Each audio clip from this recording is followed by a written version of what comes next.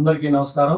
నిన్న మన రాష్ట్రంలో శాసన మండలిలో సాక్షాత్తు మండలి చైర్మన్ మోహన్ రాజు గారి మీద కులం మతం పేరుతో సాక్షాత్తు ఈ రాష్ట్ర మంత్రివర్యులు కింజరపు అచ్చెన్నాయుడు గారు ఎమ్మెల్సీలు కులం పేరుతో దూషించడం చాలా బాధాకరమైనటువంటి విషయం. అయితే ఈ రాష్ట్రంలో కూటమి ప్రభుత్వం అధికారంలోకి వచ్చిన తర్వాత సాక్షాత్తు చట్టసభల్లో కూడా వీళ్ళు